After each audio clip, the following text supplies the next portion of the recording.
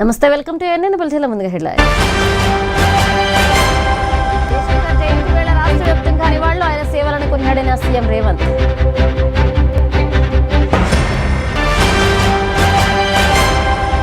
ఈ నెల 17 నుంచి 20 వరకు ఏపీ అసెంబ్లీ సమావేశాలు, వివిధ అంశాలపై చర్చించాలని నిర్ణయం. నీట్లో పెన్ను పేపర్ విధానానికి స్వస్తి ఆన్లైన్ కంప్యూటర్ ఆధారిత పరీక్షపై కేంద్రం కసరత్తు.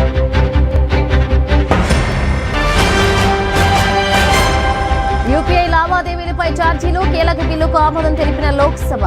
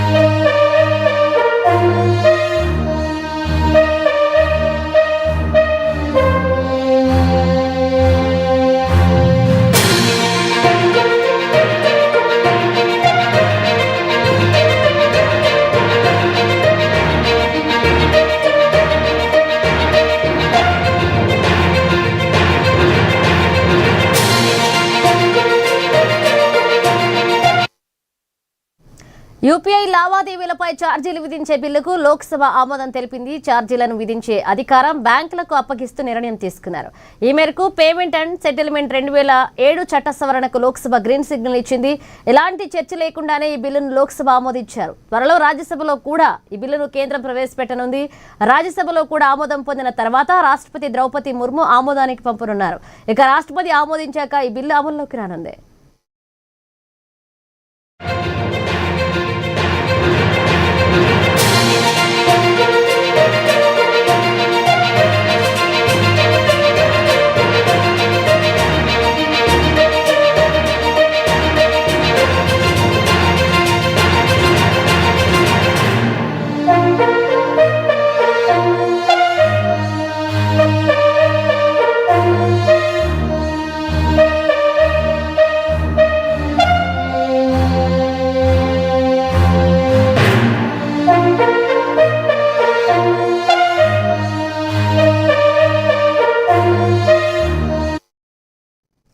యూపీఐ లావాదేవీలపై ఛార్జీలు విధించే బిల్లుకు లోక్సభ ఆమోదం తెలిపింది. ఛార్జీలను విధించే అధికారం బ్యాంకులకు అప్పగిస్తూ నిర్ణయం తీసుకున్నారు. ఈ మేరకు పేమెంట్ అండ్ సెటిల్మెంట్ 2007 చట్ట సవరణకు లోక్సభ గ్రీన్ సిగ్నల్ ఇచ్చింది. ఎలాంటి చర్చ లేకుండానే ఈ బిల్లును లోక్సభలో ఆమోదించారు. త్వరలో రాజ్యసభలో కూడా ఈ బిల్లును కేంద్రం ప్రవేశపెట్టనుంది. రాజ్యసభలో కూడా ఆమోదం పొందిన తర్వాత రాష్ట్రపతి ద్రౌపది ముర్ము ఆమోదానికి పంపనున్నారు. ఇక రాష్ట్రపతి ఆమోదించాక ఈ బిల్లు అమల్లోకి రానుంది.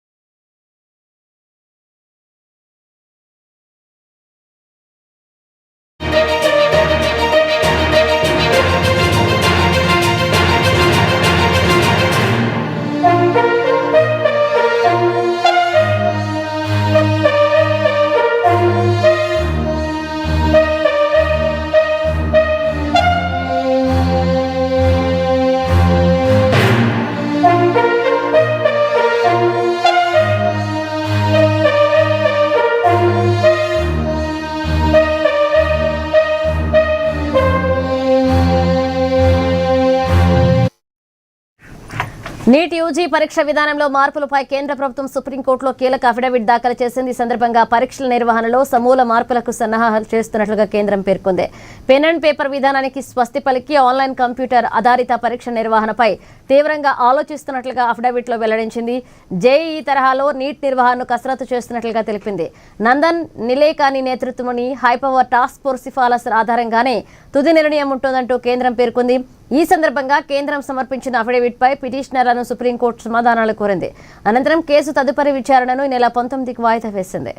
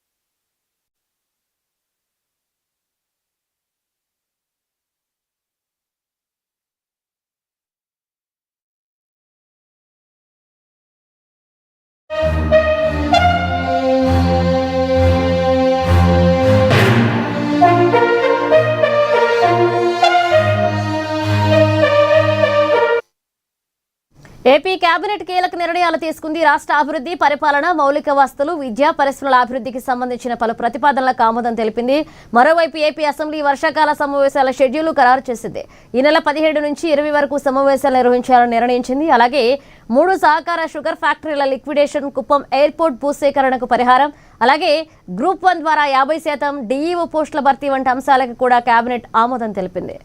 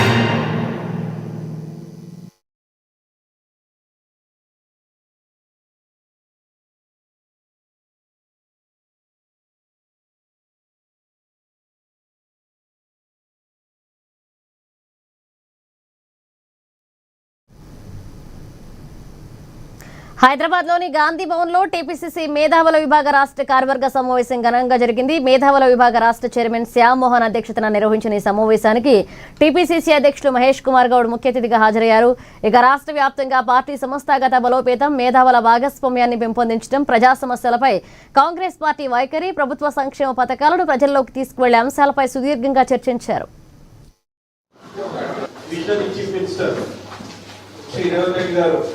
Also engaged several times to occupy the coveted position of the chief minister. In each and every farmers, welfare of the employees, every sector, free 200 units of free power. Ever since they have not changed my colors, I am maintaining the same conviction and commitment to the country, one government or any sector, and I would like to honor the.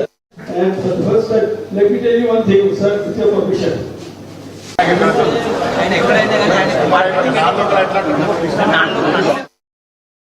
Telangana సిద్ధాంతకర్త professor Jayashankar జయంతి కార్యక్రమాన్ని రామ్నగర్, ముషీరాబాద్ లో BRS నాయకులు ఘనంగా నిర్వహించారు. MLA ముఠా Gopal, BRS యువ నాయకుడు ముఠా జయసింహ, పార్టీ సీనియర్ నాయకులు ఎంఎన్ శ్రీనివాసరావు, నాగేష్, ముతిరాజ్ హాజరై జయశంకర్ చిత్రపటానికి, విగ్రహాలకు పూలమాలలు వేసి నివాళులర్పించారు. ప్రొఫెసర్ జయశంకర్ ఆశయాలను అనుగుణంగా పనిచేస్తున్నామని వారు పేర్కొన్నారు. ఆయన జీవిత చరిత్రను పుస్తక రూపంలో ముద్రించాలని కోరారు.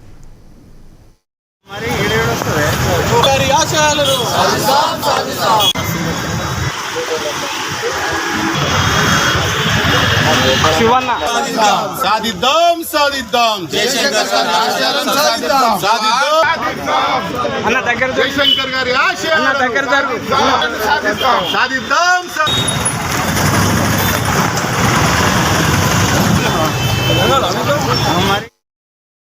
హైదరాబాద్లోని సరూర్ నగర్ లో సామాజిక న్యాయ తెలంగాణ సంకల్ప సభ జరిగింది. సభలో తెలంగాణ రక్షణ సేన అధ్యక్షురాలు కవిత పాల్గొన్నారు. ప్రతి సామాజిక వర్గానికి సమాన న్యాయం అందించాలనే సంకల్పంతోనే ఈ సభ నిర్వహిస్తున్నట్లుగా స్పష్టం చేశారు. బీసీల కోసం తాను మాట్లాడుతుంటే కొందరు హేళన చేస్తున్నారని, ఎన్ని విమర్శలు వచ్చినా అన్ని వర్గాల సామాజిక న్యాయం కోసం తన జీవితాన్ని అంకితం చేస్తానని తేల్చి చెప్పారు. కేంద్ర ప్రభుత్వం వచ్చే బడ్జెట్ను సెషన్లోపు బీసీ రిజర్వేషన్ల బిల్లును పాస్ చేసి పంపాలని, లేని పక్షంలో 1000 కార్లతో చెలో ఢిల్లీ కార్యక్రమాన్ని చేపడతామన్నారు.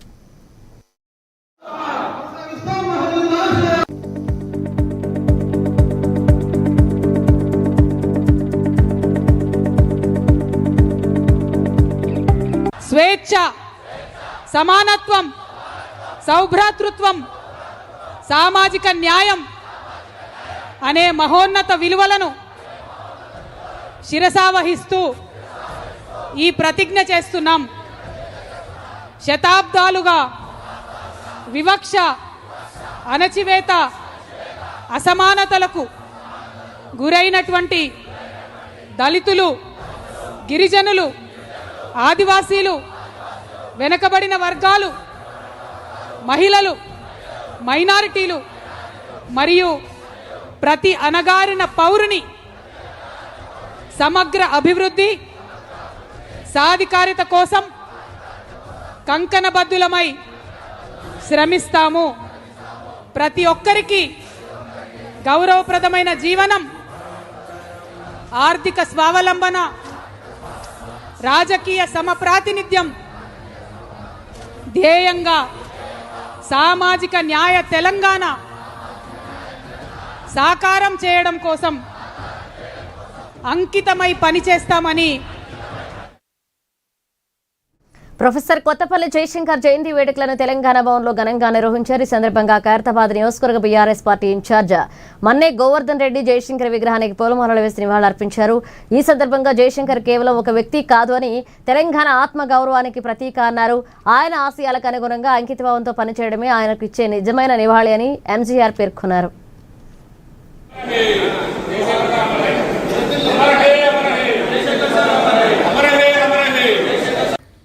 మా మేనల్లుడు సందీపు, అతని భార్య మౌనిక గత నెల 16వ తేదీన ఊరింట్లో విరివేసి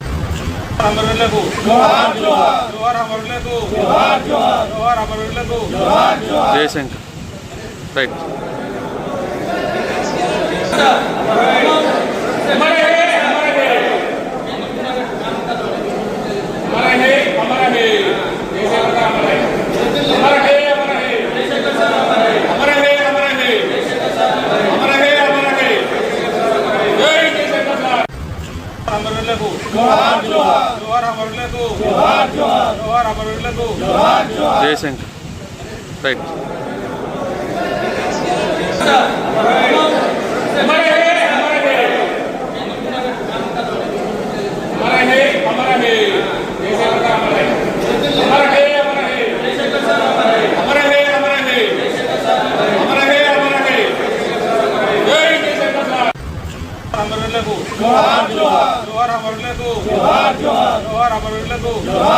జయశంకర్ రైట్.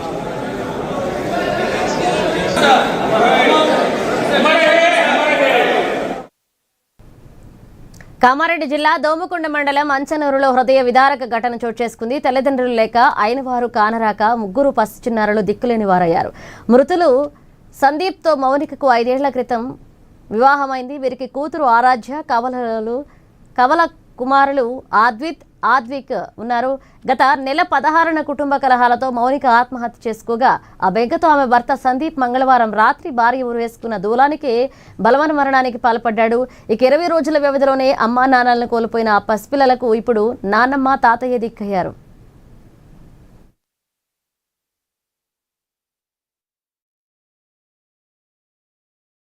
ఇక గత నెల 16వ తేదీన ఊరింట్లో ఉరివేసుకొని చనిపోవడం జరిగింది.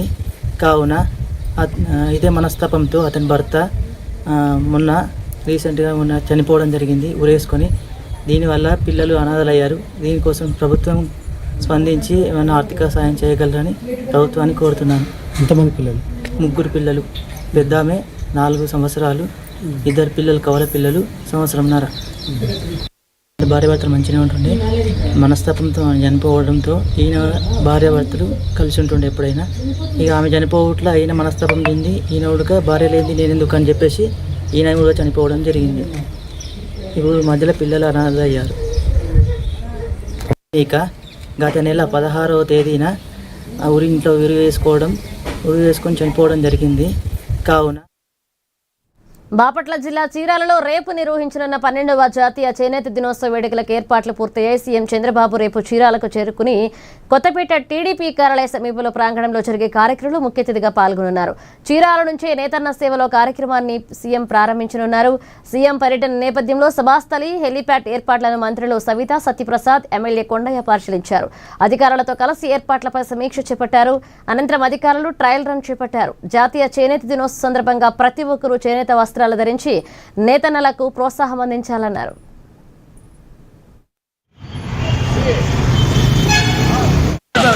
కలెక్టర్ గారు, మరి స్థానిక శాసనసభ్యులు కొండయ్య గారు, మరి ఈరోజు పనులు కూడా అన్ని పరిశీలించాం.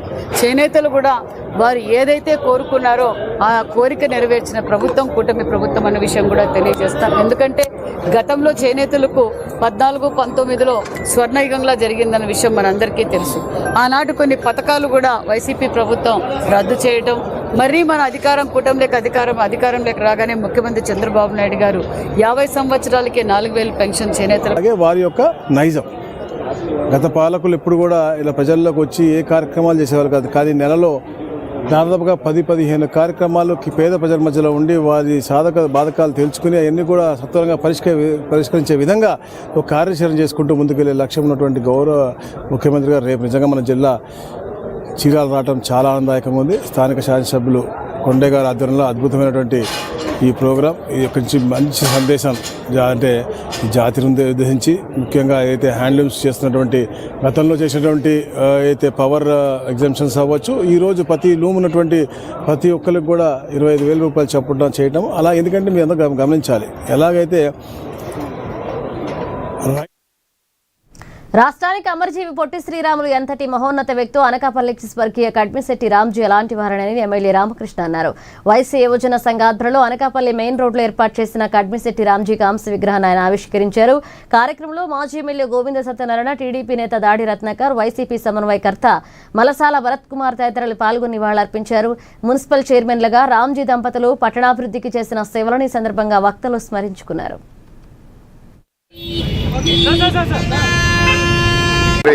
అంటే రామ్జీ గారు వారి తాలూకా జయంతి రోజున, ఆ జయంతి సందర్భంగా ముఖ్యమైనటువంటి కోణంలో అనకాపల్లిలో వారి కౌంస విగ్రహం ప్రతిష్టాపన కార్యక్రమం ఈ రోజున కడు వైభవంగా జరిగింది. ఈ అనకాపల్లికి చైర్మన్గా కాకుండా వారి సతీమణి కూడా ఒక టర్మ్ చైర్మన్గా చేశారు మహాలక్ష్మమ్మ గారు. వీరిద్దరి హయాంలో అనకాపల్లి అభివృద్ధి బాగా జరిగింది. అభివృద్ధి ఒకటే కాదు, అందరి వాడిగా ప్రజల మనిషిగా ఒక రోల్ మోడల్ అయిన ఏకైక వ్యక్తి కడిమిశెట్టి శ్రీరాములు గారు. రామ్జీ గారు మున్సిపల్ చైర్మన్ కాకుండా కూడా స్వచ్ఛంద సంస్థ ద్వారా కొన్ని సఫలు సర్వీసెస్ చేయడం అనాదిగా వస్తున్నాయి అనకాపల్లికి. నాకు ఆయనకి 1980 నుంచి బంధు. నా తండ్రి సమానులు. మా తండ్రి ఏ స్థానం ఆ స్థానంలో ఆయన ఇప్పుడు చూసుకోండి. అలాగే తన భార్య తన వెంకటేశ్వరికి, మా అమ్మగారికి, అలాగే ఈనాటి ఈ విగ్రహం ఈ సెంటర్లో పెట్టడానికి ముఖ్య ప్రోత్సాహకులు మా స్థానిక శాస్త్రి కొంతాల రామకృష్ణ గారికి, మా కడిమిశెట్టి రామ్జీ గారి విగ్రహావిష్కరణ జరగడం జరిగింది.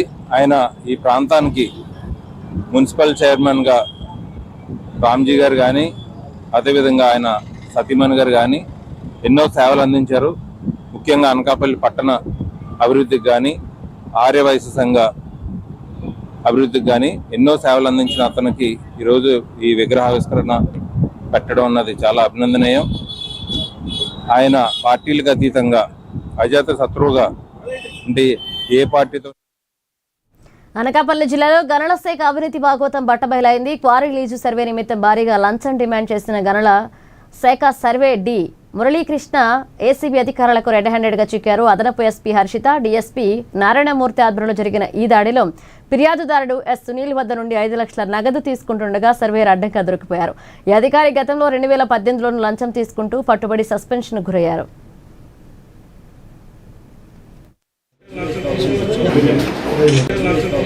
అనకాపల్లి మండలానికి చెందినటువంటి ఆ ఊర్లో ఆ లీజ్ నిమిత్తము ఆ అప్లికేషన్ సదరు అప్లికేషన్ మనీ కట్టేయడం జరిగింది.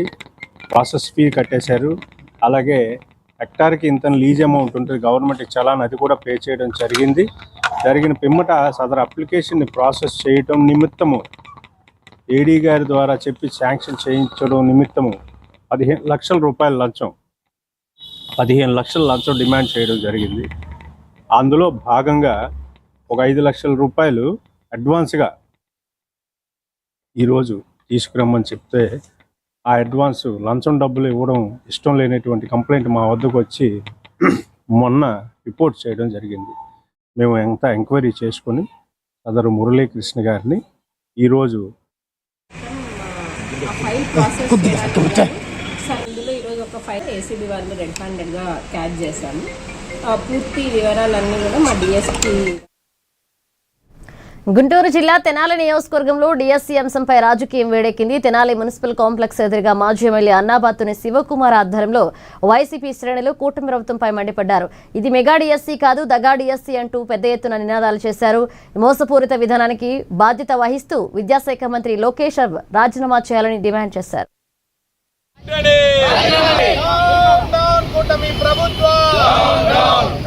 చేర్చి దొడ్డిదావున నియామక పత్రాలు ఇచ్చి అది అవ్వగానే మళ్ళీ ఆ జీవోను రద్దు చేసి పాత జీవోనే మళ్ళీ ఉంచారు.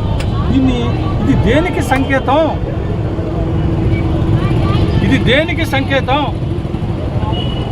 అలాగే చాలా మంది యువకాలంలో మీ చుట్టూ తిరిగిన వారికి ఉద్యోగ నియామకాలు జరిగినాయి అని ఆరోపణలు. అలాగే గోల్డ్ మెడల్ వచ్చినాడికి ఉద్యోగం రాక సిల్వర్ మెడల్ వచ్చినాడికి ఉద్యోగం వచ్చిందని ఆరోపణలు. మరి మీరు మంగళగిరిని ఏ రకంగా ఛాలెంజ్ తీసుకొని ఒక ఎలక్షన్లో ఓడిపోయినా ఇంకో ఎలక్షన్లో గెలిచినట్టు మీరు నిర్వహిస్తున్న ఈ శాఖలో ఇన్ని అక్రమాలు, ఇంతమంది విద్యార్థులకి, మరి ముఖ్యంగా మెరిట్ విద్యార్థులకి, కష్టపడి చదువుకున్న మెరిట్ విద్యార్థులకి అన్యాయం జరిగిందని ఈ రకన ఇంత పెద్ద ఎత్తున ఆరోపణ జరుగుతూ ఉంటే దీని మీద మీరు తప్పే ఉంది? ఆరోపణలకే పరిమితమా? లేదు, వైఎస్ఆర్ పార్టీ ఆరోపణలు చేస్తుందే కాదు, ఇదిగో నా నిజాయితీ, ఇదిగో నా చేసిని చేర్చి దొడ్డిదావున నియామక పత్రాలు ఇచ్చి అది అవ్వగానే మళ్ళీ ఆ జీవోను రద్దు చేసి పాత జీవోనే మళ్ళీ ఉంచారు. ఇది దేనికి సంకేతం? తిరుపతిలో టీడీపీ నేత జేబీపై జరిగిన దాడి ఘటనపై టీడీపీ పార్లమెంట్ అధ్యక్షురాలు పనబాక లక్ష్మి ఆగ్రహాన్ని వ్యక్తం చేశారు. ఇంటి వద్దకు మరణాయుధాలతో రావడం దారుణమని, ఇది తిరుపతి కాదు కడప సంస్కృతి అంటూ విమర్శించారు. వైసీపీ నేతలు అభద్రతా భావంతోనే ఇలాంటి ఘటనలకు పాల్పడుతున్నారని ఆమె ఆరోపించారు.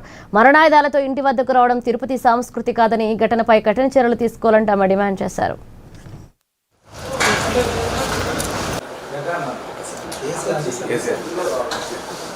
లేనటువంటి ఈ కడప స్టైల్ రాజకీయాన్ని ఇక్కడ ఎందుకు తీసుకురావాలనుకుంటున్నారో వైసీపీ వాళ్ళు నాకు అర్థం కావట్లేదు.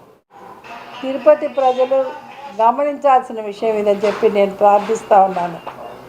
ఎందుకనంటే ఒక చిన్న వార్త మొత్తం దేశాలకే వెళ్ళిపోయి అట్టుడికేటటువంటి వార్త ఇది.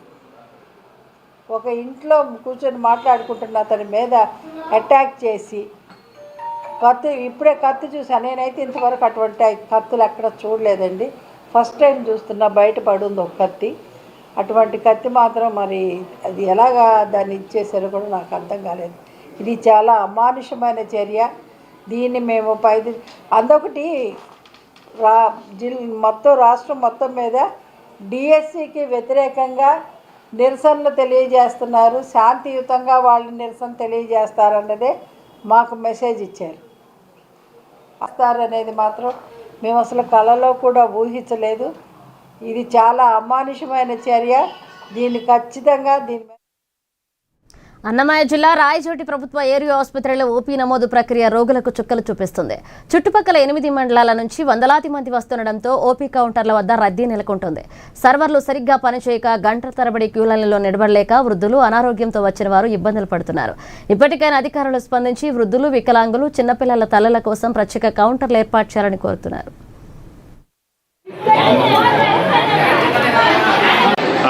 ఎంతసేపు వచ్చాయా? వచ్చి గంటన్నర సార్ వీళ్ళే లోపల పోయి చీటీలు రాపించుకుంటున్నారు. వాళ్ళు వచ్చి ఇచ్చేస్తారు. ఆయన అంటే ఆన్లైన్ పనిచేయదు, ఆన్లైన్ పనిచేయదు, ఆన్లైన్ వాళ్ళకి పనిచేయదు, మాకు పనిచేయదు. వీళ్ళే పని మాట్లాడతారు. వీళ్ళు పోయి సపరేట్గా రాపించుకుంటారు. హోంగార్డ్ని వాళ్ళు తెలిసిన వాళ్ళు అట్లా చేసి ఎట్లా సార్? వాళ్ళకి సర్వే పని చేసేది, మాకు సర్వే పని చేయలేదు. గంటన్నర పని చేశాను. ఆడిపోతారు, ఆడిపోమంటారు.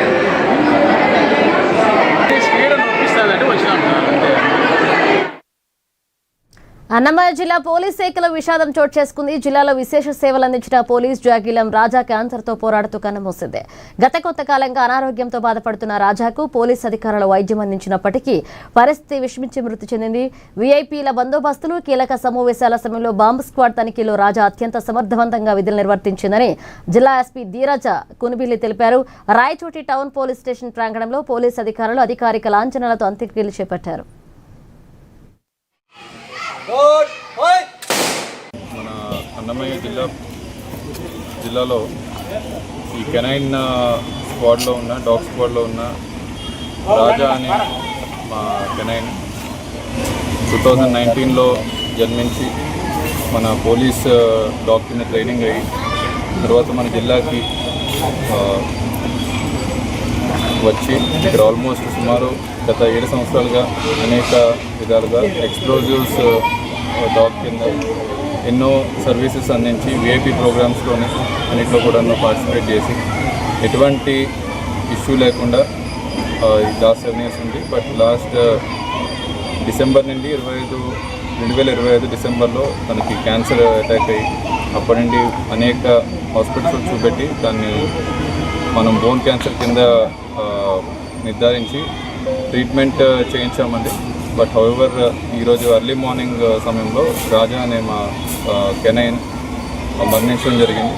దానికి ఆల్ పోలీస్ రిచువల్స్ ఏదైతే చేస్తామో మన పోలీస్ శాఖలో అన్నీ కూడాను ఘనంగా చేసి తిరుపతి పోలీసులు అంతరాష్ట్ర గజదొంగను అరెస్ట్ చేసి 14.87 లక్షల బంగారం, వెండి ఆభరణాలను స్వాధీనం చేసుకున్నారు. వ్యసనాలకు అలవాటు పడి వరుస చోరీలకు పాల్పడిన దొంగ అనకాపల్లి జిల్లాకు చెందిన కరక రాజబాబుగా పోలీసులు గుర్తించారు.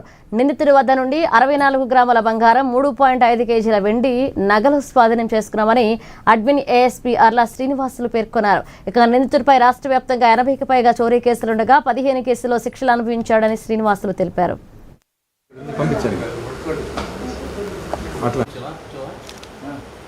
ఇతని పైన దాదాపు రాష్ట్ర వ్యాప్తంగా కాకుండా తెలంగాణ రాష్ట్రంలో కూడా కేసులు ఉన్నాయి, 90 కేసులు ఉన్నాయి. దాదాపు 15 కేసుల్లో ఇతను గతంలో జరిగిన కేసులో శిక్ష గురి కాబడినాడు. అంటే కన్విక్టెడ్ ప్రిజనర్ అనమాట. ఆల్రెడీ సస్పెక్ట్ షీట్ కూడా ఉంది. ముఖ్యంగా ఇతను ఇళ్లలో దొంగతనాలు చేస్తాడు. అదేవిధంగా రైళ్లలో ఒక ప్యాసింజర్గా ప్రయాణం చేస్తూ బ్యాగులు లిఫ్ట్ చేయడం కానీ, బ్యాగులు ఏమైనా తీసుకోవడం కానీ, టెంపుల్స్లో హుండీలో కానీ దొంగతనాలు చేయడం ఇతని హాబీ. అంటే ట్రైన్లో వెళ్ళడం, ట్రైన్లో దిగడం, ఎక్కడ అవకాశం ఉంటే అక్కడ దొంగతనం చేయడం, మళ్ళీ వెళ్ళిపోవడం. ఆ విధంగా రాష్ట్రంలో, తెలంగాణ రాష్ట్రంలో కలిసి మన 90 కేసులు ఉన్నాయి. మన జిల్లాలో ఇప్పుడు ఒక 6 కేసుల్లో మనం గుర్తించడం జరిగింది. ఇతని వద్ద నుంచి దాదాపు 64 గ్రాముల బంగారు ఆభరణాలు, అదేవిధంగా 3.5 కిలో సిల్వర్ ఆభరణాలు అంటే ఇళ్ల దొంగతనాలకు సంబంధించి రికవరీ చేయడం జరిగింది. దీని వాల్యూ వచ్చేసి 14.87 lakhs అంటే దాదాపు 15 లక్షల రూపాయలు విలువ చేసే బంగారు ఆభరణాలు మనం స్వాధీనం చేసుకున్నాం. సిఐ గారు కీలక పాత్ర వహించారు. అదే కాకుండా స్టాఫ్ కూడా, వాళ్ళ ఎస్ఐస్, కానిస్టేబుల్స్, గిరిబాబు, రాజేంద్ర ప్రసాద్ వాళ్ళందరూ కూడా కష్టపడి ఇతని పైన దాదాపు. రాష్ట్రంలో సేంద్రియ వ్యవసాయ సాగును ప్రభుత్వం పెద్ద ఎత్తున ప్రోత్సహిస్తుందని రాష్ట్ర వ్యవసాయ రైతు సంక్షేమ కమిషన్ చైర్మన్ కోదండరెడ్డి స్పష్టం చేశారు. కలెక్టరేట్ సమావేశ మందిరంలో జిల్లా కలెక్టర్ భవేష్ మిశ్రా అధికారులతో కలిసి సేంద్రియ వ్యవసాయం, మార్కెటింగ్, ఉద్యానవన పంటల సాగు, ప్రభుత్వ ప్రోత్సాహం, రైతుల సంక్షేమం తదితర అంశాలపై ఆయన సమీక్ష చేపట్టారు. రైతులు సేంద్రియ సాగుపై దృష్టి పెట్టాలని, సాంప్రదాయ పద్ధతులకు స్వస్తి చెప్పి పంట మార్పిడి విధానాలను విధిగా పాటించాలని ఆయన పిలుపునిచ్చారు.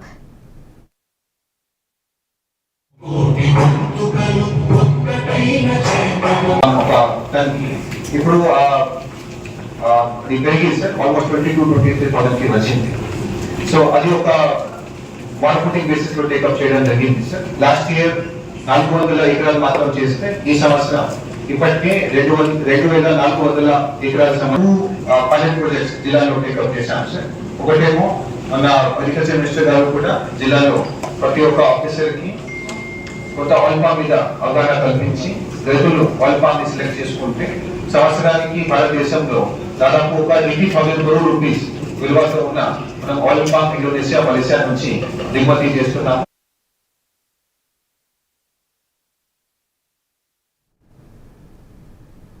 We will turn updates. Keep watching CNN.